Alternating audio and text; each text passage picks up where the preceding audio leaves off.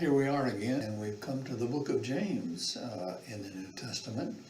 And you remember this fits in Hebrews, James, 1st and 2nd Peter, 1st, 2nd, and 3rd John, and Jude. These are referred to as the general epistles of the New Testament.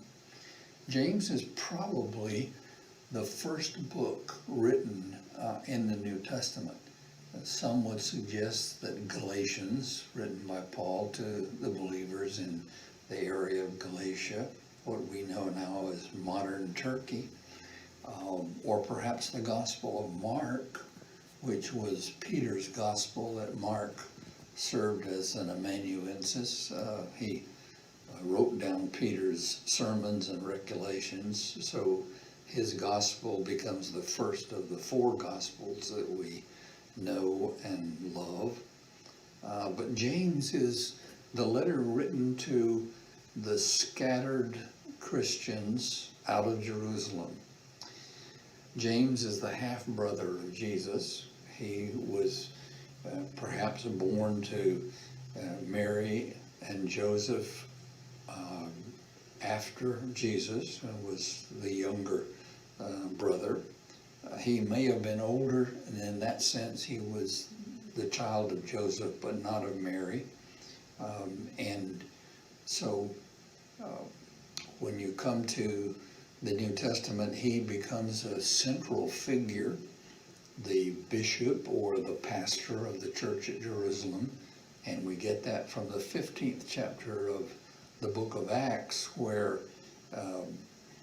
James is the presiding officer at the council of Jerusalem when they are charged with how do we deal with Gentile Christians. And James becomes the reconciling voice in that council in the 15th chapter of Acts Gospel. But he's writing to the Christians, the Jewish Christians who were scattered away from Jerusalem and were under persecution. They were under persecution from people like Paul. Paul was on the road to Damascus to bring back other Christians in chains and to imprison them when he met Jesus in the burst of light and was eventually restored to his sight.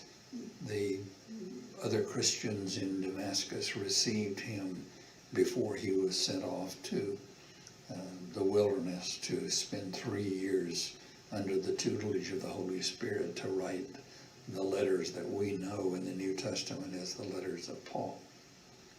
But James is this first book. Now, you might find commentators who would say that Galatians is the first book of the New Testament, written about the same time, perhaps in the early 60s. And Mark's gospel might have been the first of the gospels, written in the period of time from 50 to 60 AD. But James is probably written sooner than that, because it's very specifically to Jewish Christians, and you'll see that as we go through the book.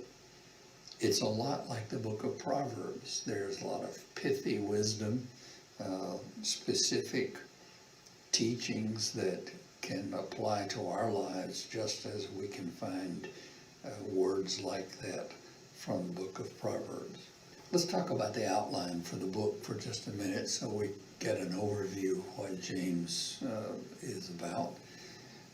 In verse 1, chapter 1, verse 1, through chapter 2, verse 26, you get the introduction to the book and the period of time that describes the testing of one's faith. You remember I said that this was a book written to persecuted Jewish Christians. So he's saying to them, you're having a rough time, but don't give up.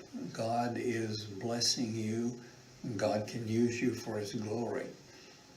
God has got this.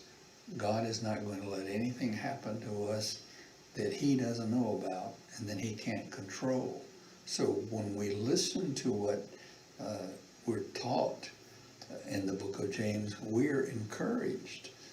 Listen to what he says, and this again is the message that I'm reading from this morning.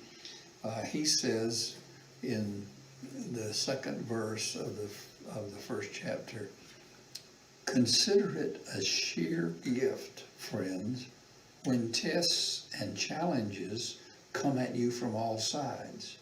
You know that under pressure, your faith life is forced into the open and shows its true colors. So don't try to get out of anything prematurely. Let it do its work so you become mature and well developed, not deficient in any way. If you don't know what you're doing, pray to the Father. He loves to help. You'll get his help and won't be condescended to when you ask for it. Ask boldly, believingly, without a second thought. People who worry their prayers are like winds, whipped and waves. Don't think you're going to get anything from the Master that way, adrift at sea, keeping all your options open." So James is saying, when you're in a tough place, ask God for his direction and blessing and for his strength so that you can go through the tests that may be coming at you at that moment in your life. So James is saying here, this is what the testing of your faith is all about.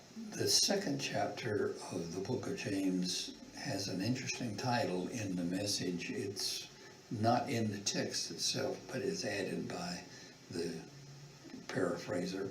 It's called The Royal Rule of Love. And here's what James has to say about that. "My dear friends, don't let public opinion influence how you live out our glorious Christ-originated faith.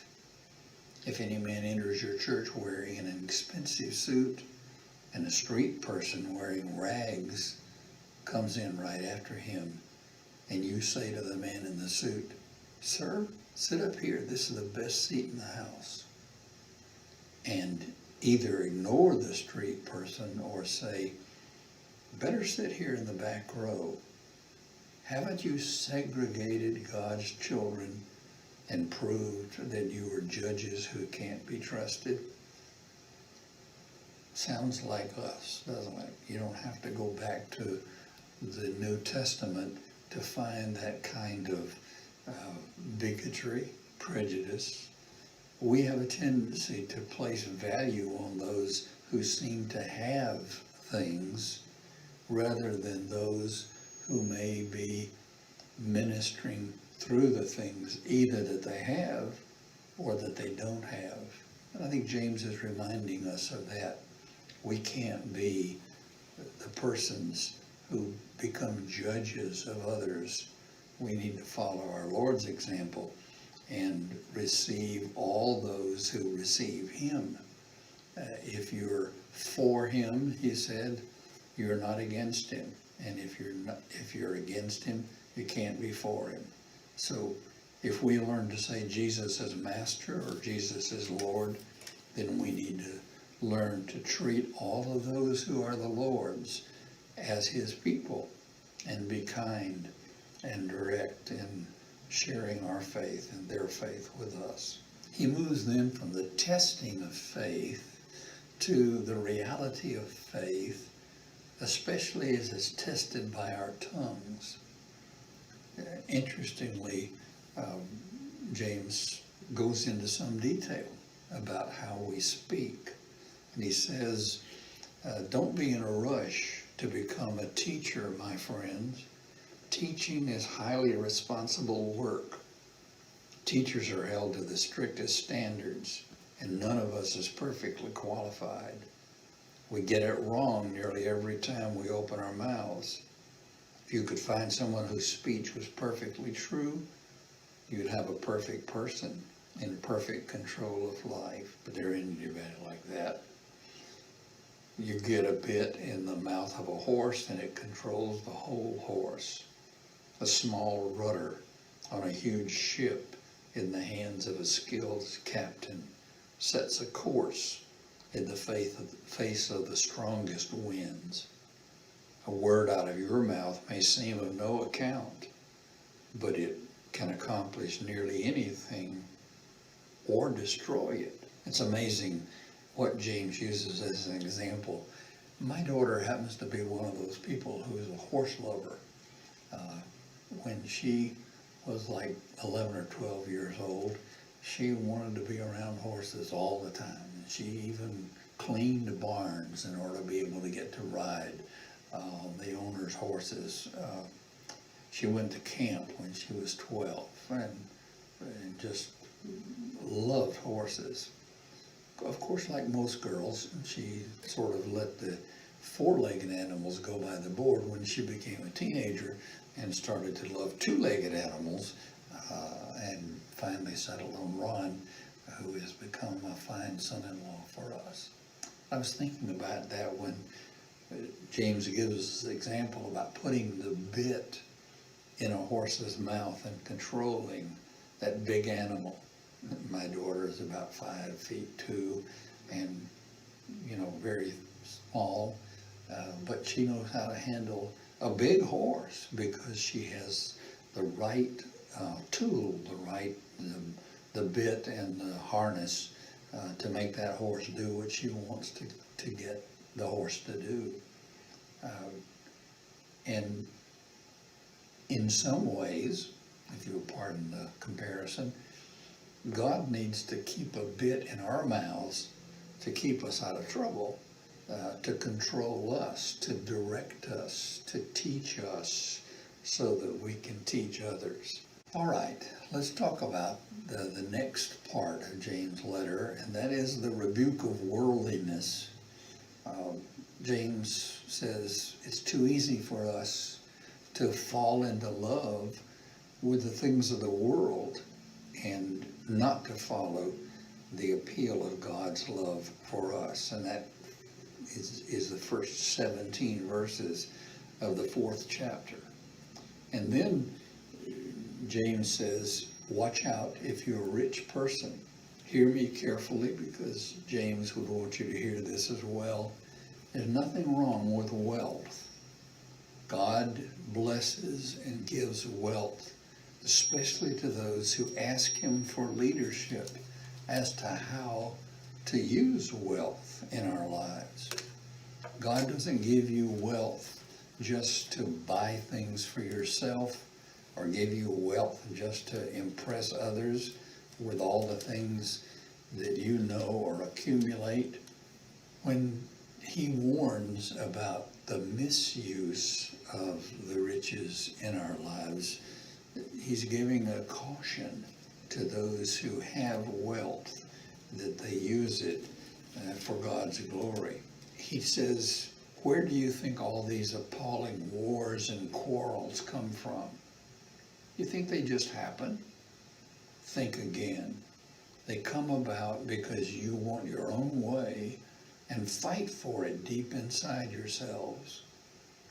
You lust for what you don't have, and you're willing to kill to get it. But James says, got to watch out, because riches become something that draw, and it can draw the worst out of you instead of the best out of you. Finally, he concludes his book by practical instructions as to how the Christian life is to be lived and how it is to be manifested, it is to be multiplied for the glory of God in our lives. And he says, get familiar with the prophets. They can help you as you read and understand what the Bible, in that case the Hebrew Scrolls, can teach you. If you're hurting, pray for God to bless you. If you're sick, sing.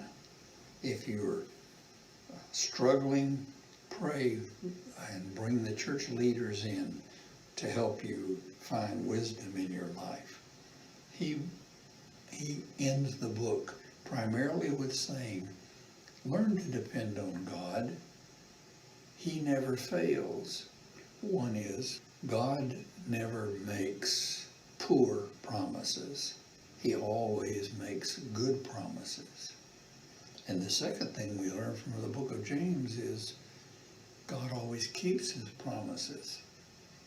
So if you're struggling with something this morning, you're saying, what does God want to teach me, or what's God doing in my life right now because of what's happening around me in my world, or what's happening just to me in the place I am? Remember the principles. God never makes poor promises. He gives us, as Peter says, precious promises, that by these we might be aware of the incorruptible nature of God's gift to us. Well, James is a book that we need to hide in our hearts along with the Psalms, so that our lives will be blessed as we learn and we practice what he teaches us.